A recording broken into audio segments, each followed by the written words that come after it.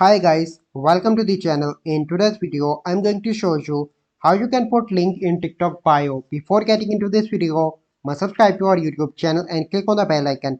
So the first step you simply need to do is to open TikTok.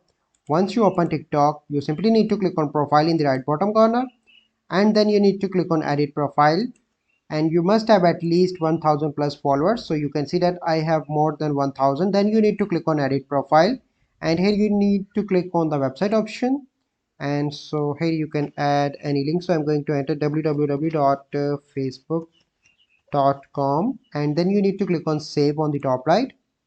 So here you can see that a link is added in my bio.